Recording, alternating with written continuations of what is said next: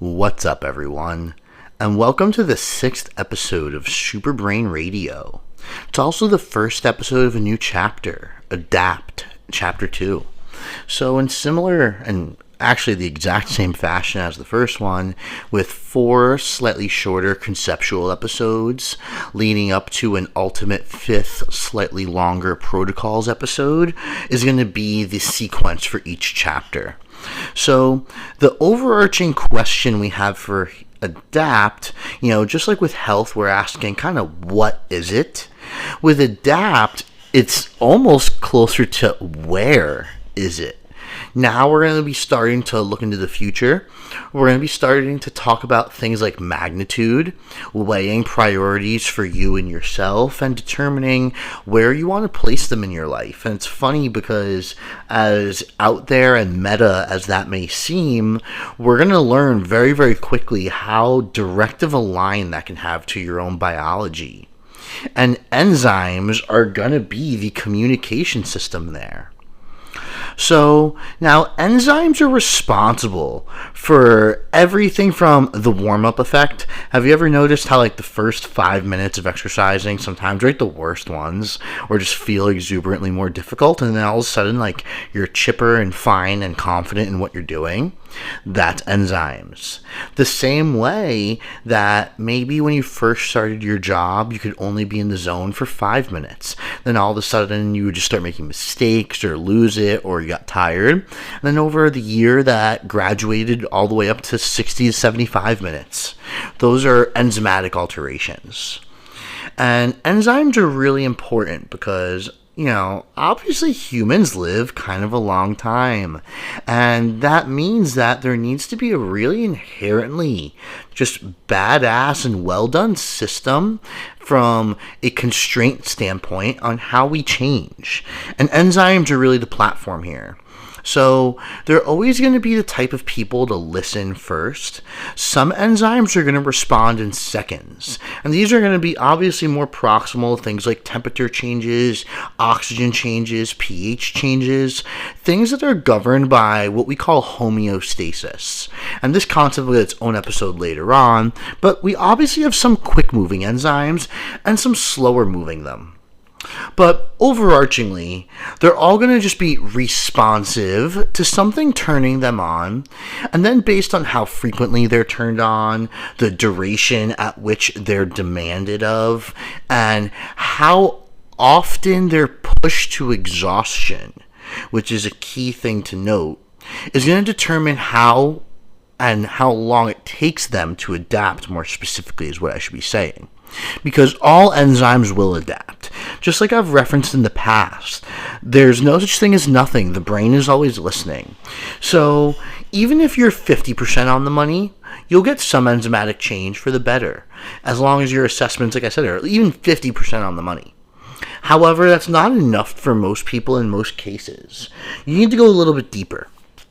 So obviously, consistency is going to be the first thing that needs to be accounted for to even get in the game. The cost of admission is consistency when it comes to enzymes. So let's say that you go through some self-assessment checklists. Maybe you're just being a little introspective at the end of the day, and you're looking at your skill set, and you're like, wow, I'd really like to be able to do this for longer, do this more efficiently, or do this just maybe just a little bit better. The first thing I would recommend looking at is how often you do it, the duration at which you can do it exactly right, and what it costs you to do that.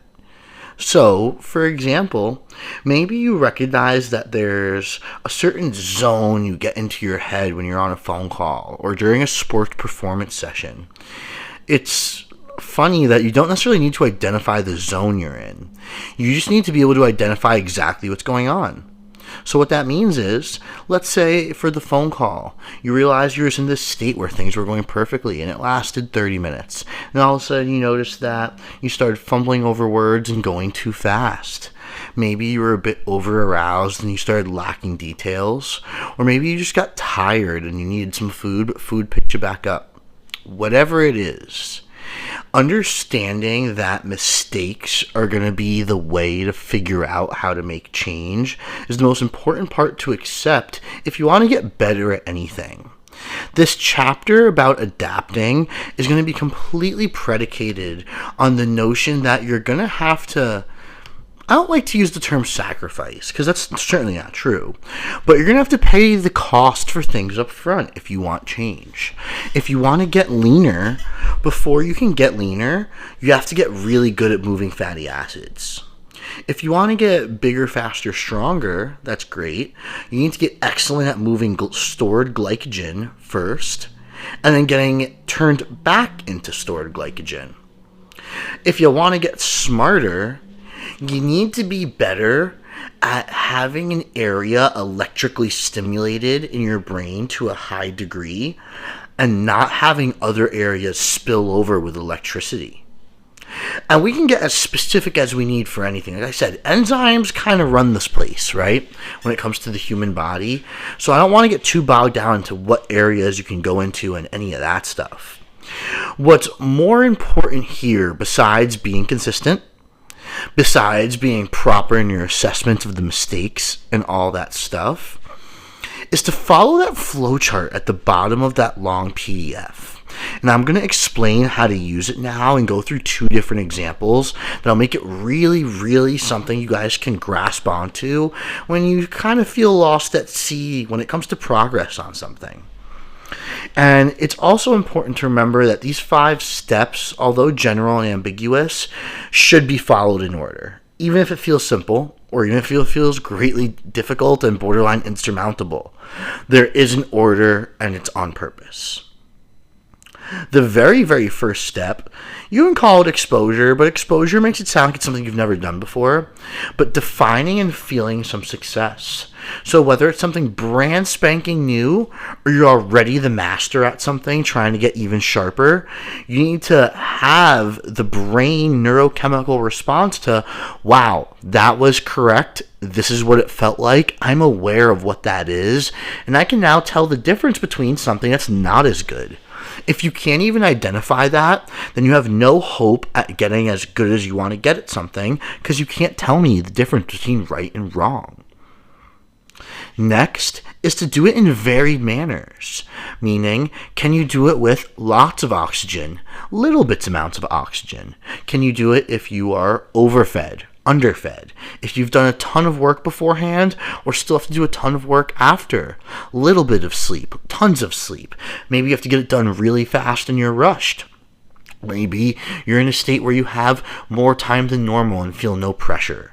Can you still do the exact thing that you really want to do? Can you get it done in 5 seconds? When it comes to preparedness, if it's a mental switch you need to flip, how many breaths does it take you to do so? Can you just sit down for a quick second, imagine the change, and then manifest it immediately in your behavior? That type of stuff.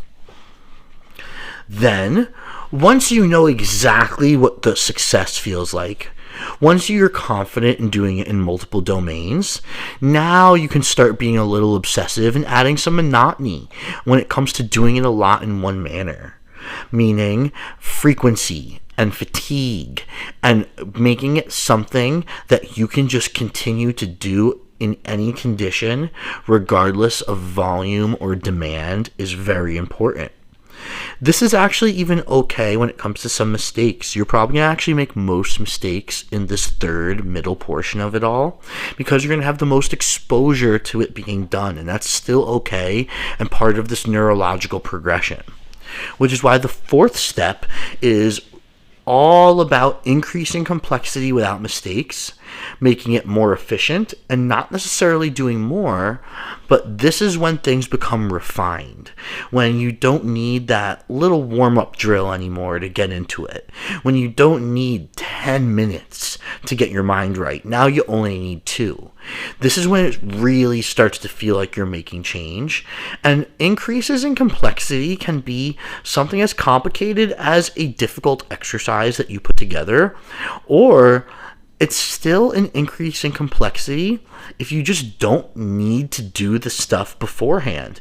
If you always had to be wearing a certain pair of shoes or do a certain little OCD-like tactic and you no longer need to, that's still technically an increase in complexity. Lastly is decreasing conscious effort. Now, that doesn't mean that you don't care about it, but it means there's a decreased amount of neural drive and focus and time to flow state needed, or even the fact that you need to be into flow state to do the job anymore. Now, this is more similar to like your 80% effort being so good that it's more than enough for minimum effective demands, and that any supra effort beyond that is just icing on the cake. And this is what it's like to be truly masterful in something. The way I developed that 5-step process is not just about how the brain adapts, but more importantly, how enzymes adapt. So, in your first week's exposure to something brand new, enzymes tend to freak out a little bit.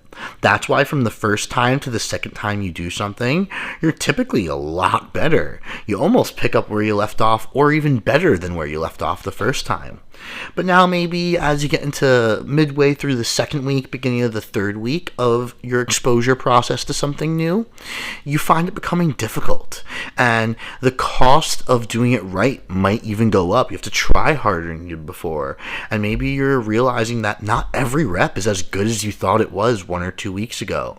This is still part of that enzymatic process because first they rapidly upregulated, then they needed to balance out. Then these higher centers in the brain that make decisions on what is good or bad when it comes to adapting long term need to decide based on the exposure frequency and the immune system and different parts of the hypothalamus and hippocampus if it's worthwhile, and then say when you get to weeks 4, 5, 6 and so on and so forth, we can have enzyme levels related to X that are slightly beyond normal so that they can be very proficient at X.